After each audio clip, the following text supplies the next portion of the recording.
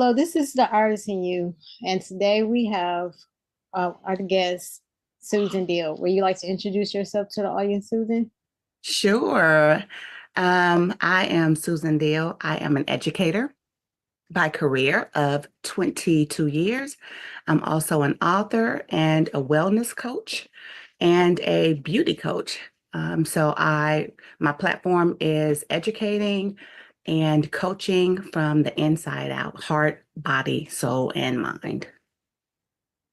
When you say beauty coach, what do that all entail? I am a professional makeup artist. I've been a professional makeup artist since 2014. So naturally, it deals with the outer appearance when Mhm. we're talking about your canvas, right? Your skincare routine, because that is what your natural beauty is.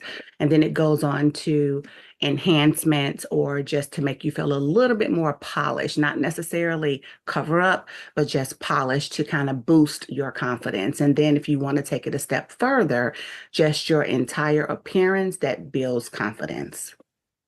I may need some tips because I've been having to go to I had to go to my skin doctor this week. So it was kind of like an emergency run. Yeah, and a lot of times the wellness part comes in because when we talk about our skin, a lot of times it's the things that we eat and the products that we've been using for a long time. So even when you switch your skin regimen to something that's a little bit more natural or a natural product, you have to detox. And so a lot of times when people switch products, they think, oh, this product is breaking me out. That may be the case, but sometimes it's your body detoxing and it has to come out some kind of way. So a lot of times before you get that clear canvas, your body is detoxing and pulling all those impurities out. So, my suggestion to anybody is when you switch to a routine or to a different routine, especially if it's something natural and you know you're not allergic to the ingredients in the natural product, give it 28 to 30 days because it has to go through that cycle. And after 28 to 30 days, if you're still reacting to it, then maybe it's time to switch. Okay. Well, Yeah. that's good advice because I was wondering what was going on because I usually just use this natural soap. But then I Mhm. switched back to African black soap, and then I just start having all these spots like come up all my face, and then right here, I didn't know what was going on. Yeah. But we can chat about it a little bit to see what some of your skincare concerns are. But yeah, I think Okay. you did the right thing by going to a doctor or a dermatologist to see if there was some underlying issues because also, the older we get, you have those hormonal imbalances as well. And so a lot of people don't realize that, when we as women go through things either naturally as females or stress or anything else, hormonal changes also affect our skin. Oh wow, I'm learning Yeah. a lot today. Do you have any books about this, or you just did Joy 365 devotional? Well, I joined Joy 365 because I follow Vanessa and I love her platform about, living a joyful life.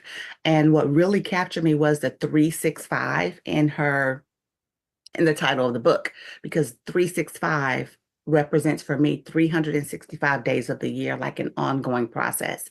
And Mhm. my business is called Ideal Radiance 365. So there was a connection there for me immediately. So I wanted to hop into her book project because I stood behind the idea of, living with joy and finding joy 365 days a year. But I had also, before joining her platform, I had already written a book myself for my own platform about radiant living 365 days. But in that book, that's a self-care personal development book Mhm. based on scripture. So it's not necessarily the beauty side of things. It's really just self-care, personal development, and taking a deep dive into honestly God's command for taking care of ourselves. So I'm about to yeah. look into that book. That sounds very interesting. Yeah, what I found was that as women, mothers, right? caregivers, because not everybody is a mother, but you may care for an aunt or a parent, um, nieces and nephews. As caregivers, women, we feel guilty for putting ourselves first, Mhm. for prioritizing ourselves, for wanting to do something for ourselves, for using the word no, right? No, I can't do that for you because I want to do this for me. So it could be something as simple as someone needing something, but you want to do something for yourself. It may not even be something you need, but it's self-care, whether it's get your nails done or go get your hair done. So we will prioritize other people's needs above our own. And then, we wonder why we cycle through, whether it's, depression or stress or lack of energy, lack of motivation. So what happened was as a wellness coach, I wanted to write a book about wellness, right? Using the 8 domains of wellness, like, spiritual, emotional, environmental, physical, um, what else? I said spiritual, emotional, environmental, um, physical, health, all those things on the wellness wheel. So I wanted to write a book from that perspective, like every area of your life, even, educational, social, every area of our life should be balanced. And so that's what my focus was. But I just couldn't really get started with it. I had all these ideas in my mind and my head, but I didn't know where to start. And I just prayed, God, give me direction. And talk about how funny things are. Um, he said, read the word. And I was like, that has nothing to do with anything, right? So I started writing my book about a year before it actually published. And I struggled for the first maybe 6 months with this battle of what I envisioned I wanted in the book and how I thought it should be, and what was being downloaded to me to go in a different direction. And so there was this gap. And I fought against it because it didn't make sense to me. And Mhm. I didn't understand how it was supposed to come together. But then when I just kind of sat back, didn't really do anything. Some days I would wake up, like on the weekends, and I would just sit for hours, nothing, nothing. And then when God started to download bits and pieces to me is when I began to unfold. And what he said was, read what I said about personal development, taking care of yourself, taking care of your home, loving your neighbors, right? Being in a healthy, good environment, taking care of your physical body, Mhm. taking care of your soul. And so I started with buying a new Bible, you Mhm. know, purchased a new Bible and I started researching. So then I spent about 3 months just researching scripture Mhm. that geared toward us humans, number one, humans in general taking care of their bodies. But Mhm. I did find very specific instruction about women Mhm. to take care of their bodies, self-care, personal development. And so that's the perspective that I wrote the book from. Yeah. Wow, that sounds very interesting because I always heard the saying that everything you need was in the word, but I didn't really think about practical things being in the Yeah. Bible, just more like on a spiritual level or like if you believe in God for something, Hmm. the scripture, but I never thought about it that way. So, Yeah. Yeah, it was very interesting. And so once I did that, I spent those 3 months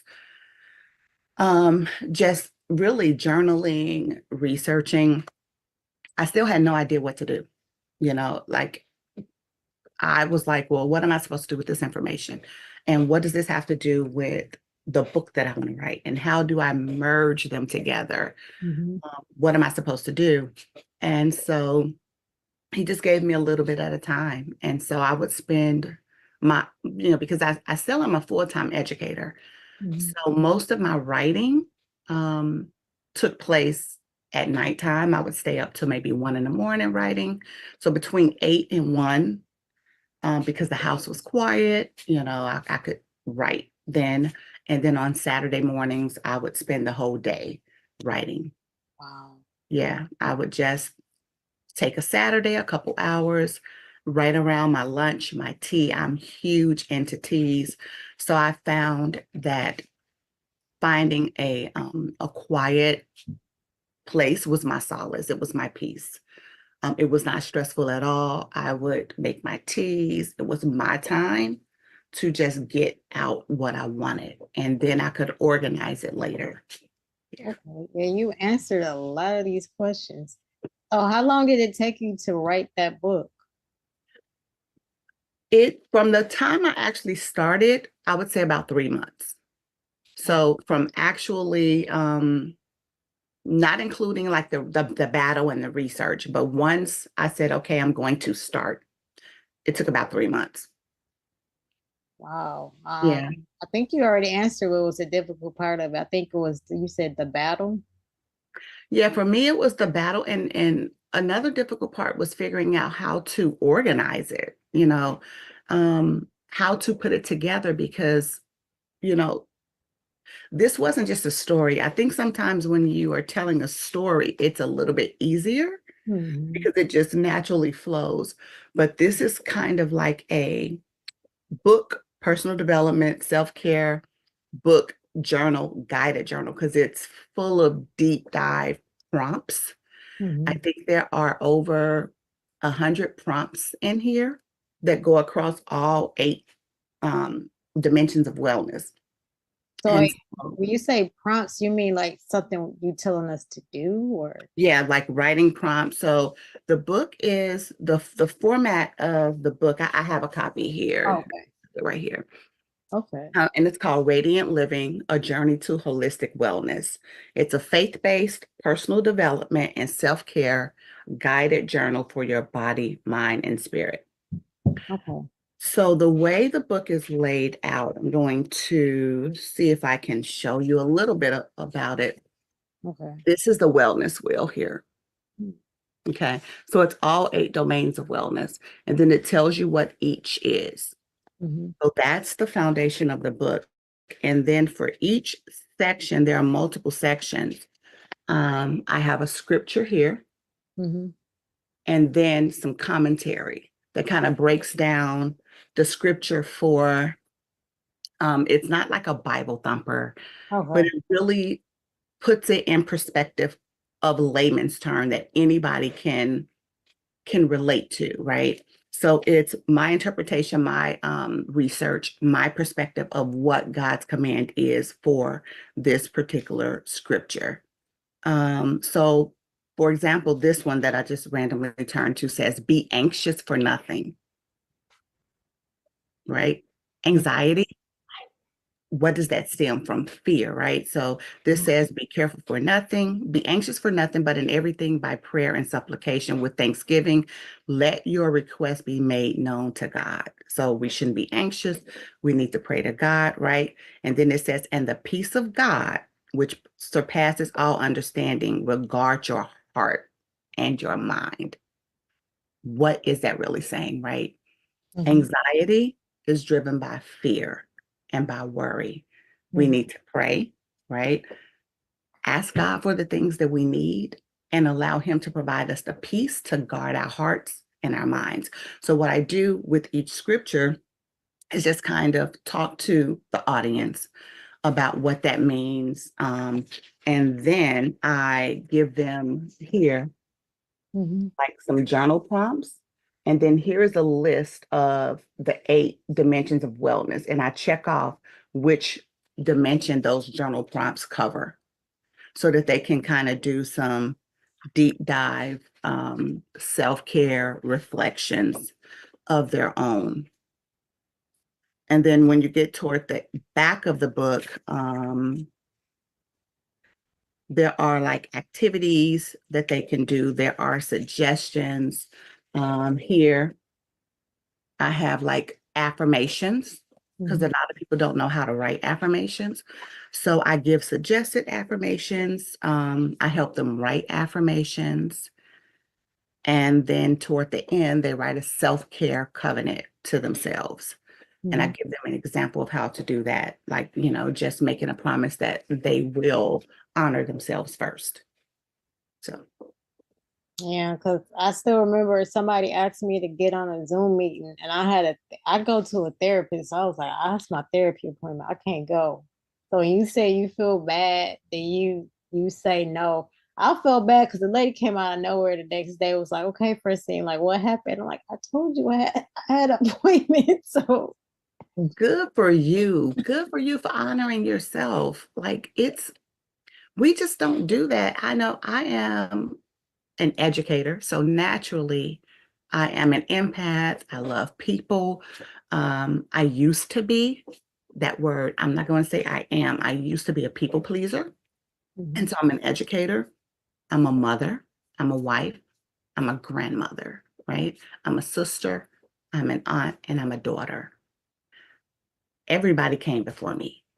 It wasn't until, yeah, everybody came before me because I'm a giver, I'm an empath, I'm a nurturer by nature. And so it wasn't until I was in my late 40s, Mhm. maybe 49, all my kids were grown, and I was still giving them, giving them, giving them. And what did I say at the beginning of our conversation here when I said I was going to do to my phone? Oh, you say it's gonna turn on airplane mode. But why? What did I say? Who would be But calling? your grown kids is gonna be calling you.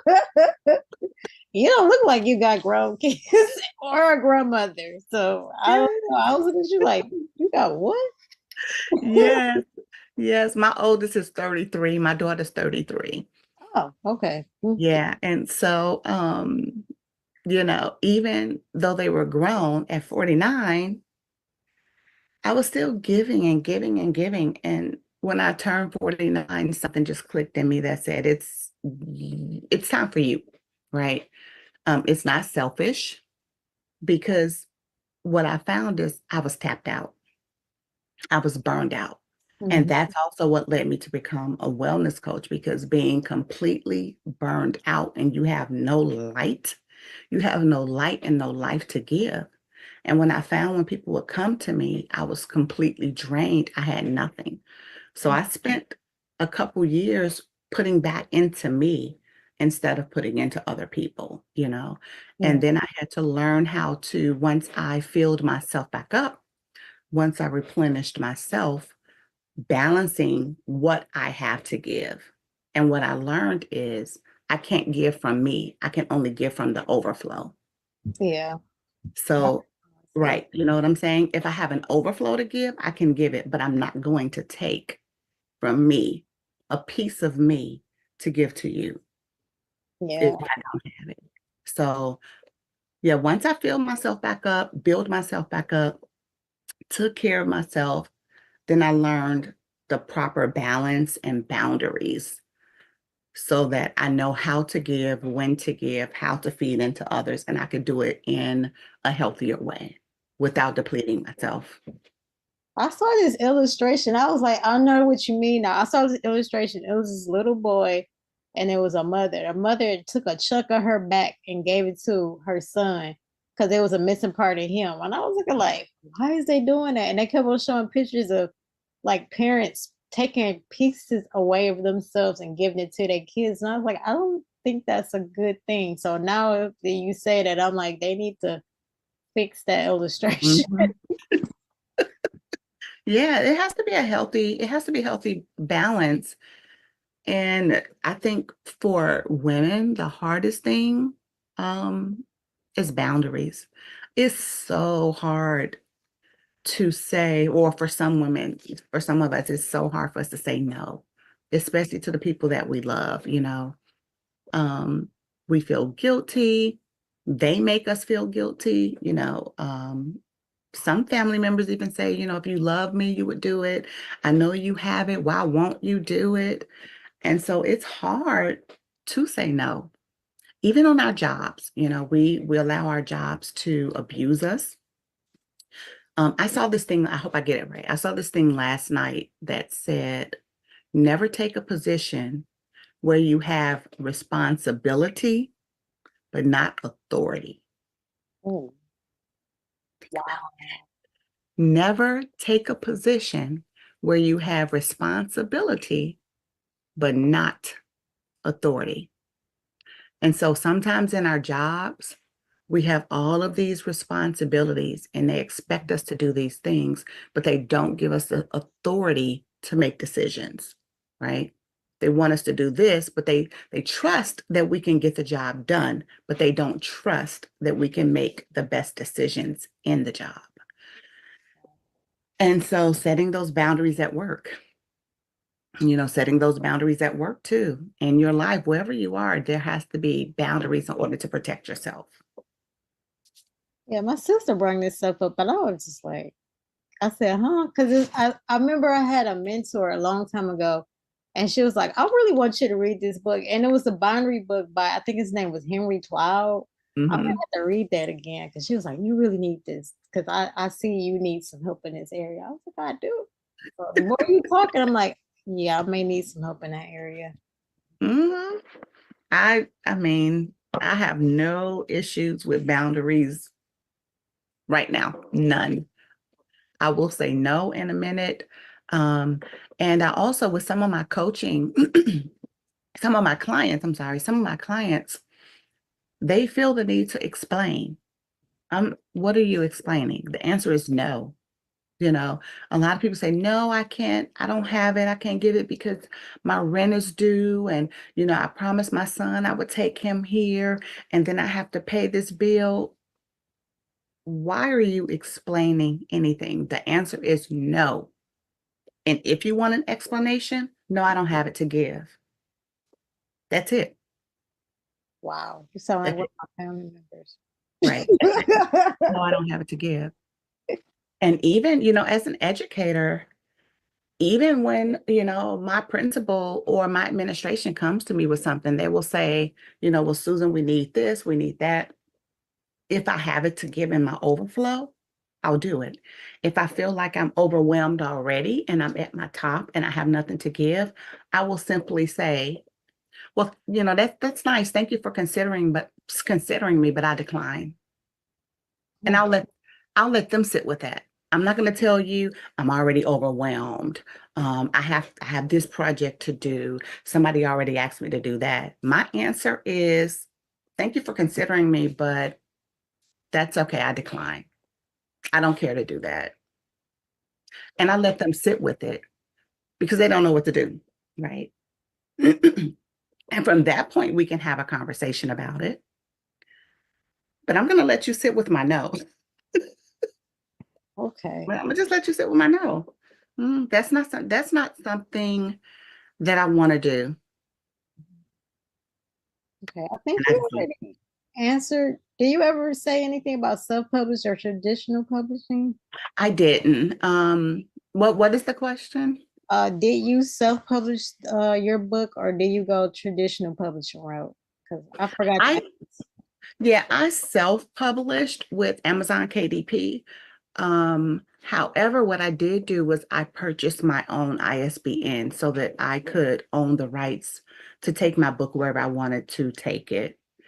Um, the only reason I did that, even though it's a book and a guided journal, is because if I want to go with another publisher, then I have the rights to take my book to another publisher, which I am looking at a Christian book publishing company, trying to work with them to see if they would republish it for me. Mhm, But what I did was I just purchased my own ISBN so that I would own the rights. Of course, I copywrote my book. A lot of people don't do that. mhm, And the reason I did is because it has a lot of my own knowledge in it. If it's just a journal, if it's just activities, if it's just journal prompts, then you don't have to, go through the whole process of like copywriting and doing your own ISBN. But because I have a lot of intellectual property in here, mhm, I have a lot of my coaching tools that I use with my clients in here that I designed on my own. Um, the wellness wheel here is my own design. Um, Some of the journal prompts I wrote on my own, the affirmations. This page right here is activities for all 8 domains of wellness. So there's 1, 2, 3, 4, 5, 6, 7, 8, 4 on each page. And these are all activities that you can do to help build up that particular dimension of wellness. And so this is something that I do with my clients that I designed. So for me, copywriting my book, and protecting my own intellectual property and my personal story is in here as well, on this page, Okay. was important to me. But I did self-publish through KDP on my own. Yeah. Yeah, so we kept on. I remember it was a group of writers. We was wondering should you copyright or not? Because I write memoirs. In the beginning, I was writing memoirs, and she was like, "Well, what's the point? Nobody can be you." And I was just like, "Well, at the same time, I see what you're saying because I had poetry in there too, so I had to be careful." Yeah. And even though nobody can be you, they can take your story. I don't think they want it, but sure. But I mean, they can take it, they can fictionalize it, Yeah. tell it from a different perspective, so it just depends on, what's in it. If it's part of your intellectual property for this is part of my intellectual property. This was a year process from the beginning where I first had the idea to Mhm. the 6 month battle and struggle of how Mhm. to organize it, what to do, how to pull it together. 3 months of research and then 3 months of writing. So yeah, I'm going to protect it. Yeah. So my question to you is, wait, where is your book? Where can we get your book from? It's on Amazon. Oh, Yeah, it's on Amazon. It's called Radiant Living, A Journey to Holistic Health. okay, I'm gonna have to look that up. Yeah, you can also get a copy. So it's on Amazon. It's available on Amazon right now. You can get a copy from my website as well. My website is www.idealradiance365.com. It's my business name, idealradiance365.com. I have some other products on there, as well. So on my website, you can get a digital copy. So if you don't want to wait for the Amazon actual physical book, you can actually download a digital copy Okay, on my website. Yeah. okay, yeah, this sounds very interesting. Um, uh, okay, what advice would you give a first-time author? A first time, just start. Just start, do something. Something is better than nothing. I think sometimes as a first time author, we struggle with what to do, what to write, how to organize it. And it can become overwhelming when you're trying to fit all the pieces together. And even as an educator, I'm a writer by nature because my degree is in English. Mhm. So even from that aspect, it's overwhelming. So I can only imagine with a first time writer, it can be overwhelming. But the best thing you can do is just get your ideas on paper. Don't worry about whether it's organized. Mhm. Don't worry about whether it fits together. You can do all that later. Whatever is going on in your mind, write it down. Because sometimes if you don't write it in that moment, you'll lose it. And then you'll spend time and your wheels will be turning trying to get back what you thought. And so there's a lot of time wasted trying to figure out what was that I said? How did I say I was going to write it? Where does this fit? Just write it down. And it may look like and sound like mumbo jumbo. Mhm. That's okay. But you have it. And then you can spend time going back, piecing it together, editing it, moving things around, taking things out, right? But just put it down on paper. And some people call that like when you're in school, we tell our kids just do a word web or mind dump. is what it's called. Just, it doesn't have to make sense. Just get it on paper, get it on paper, get it on paper. You can organize it later. So my advice would be just start, just write it down. It doesn't have to make sense right now because it's not what you're putting out to the public right now. They're just your thoughts. Just get it out there. Oh, so I asked you, how did you handle writer's block? Or have you ever had writer's block? Oh, yeah, all the time. For me, for writer's block, I have to take a break. Yeah, I definitely have to take a break. And with writing this book, Mhm. sometimes my break would be 2 weeks. One time it was a month. I would just, I have to take a break because what will happen is you will sit in writer's block and nothing will happen. So Mhm. use that time to be productive doing something else. For me, it's just letting my mind rest and taking a break. And in that break, it doesn't mean that you won't get downloads or you won't get other ideas. But when you do get those other ideas, keep a pen and paper or a notebook, or, if you have your phone, your app, when you get a download, if you are at work or if you're at a friend's house, jot down that little note, jot down that little note, jot down that little note, and then it'll still all come back together. But give yourself grace, right? My advice is to give yourself grace, give your mind a break, do some self care, and just tap those downloads. Sometimes I would get a download in the middle of the night about something. Mhm. Um, but if I didn't write it down in that moment, if I was awake and aware, I would lose it. I would wake up the next day and be like, oh, what was that I was thinking about last night? So I wouldn't jump up and start writing, but I would just write it down. Okay. Yeah. Okay. Did your book address any type of autoimmune diseases or no? It does. Which is why I became a wellness coach. I have several autoimmune illnesses. That's the physical part Hmm. of the wellness wheel, right? Taking care of our physical parts, learning what to eat, how to balance it, how to manage it from a holistic um, standpoint, because what we put in our bodies, how we react to them. So, yeah, I have multiple autoimmune illnesses.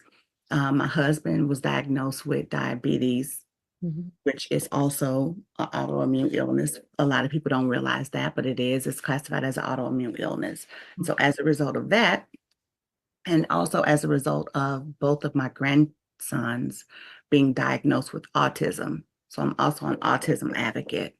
Okay. All of that played a part of me wanting to study wellness. And at that time, I went and did a year and a half program to become a certified wellness coach. But yeah, there is a section in here about physical wellness and what to do, how to take care of ourselves, and how to learn how to manage those symptoms. Okay. Yeah, because I deal with lupus, but dang it, we running out of time because it's almost I think it was almost 40 minutes, but yeah, I'm gonna have to let you go. I guess I'm Yeah, gonna we can get chat. We can chat. okay, but thanks for being on the show and see you next week.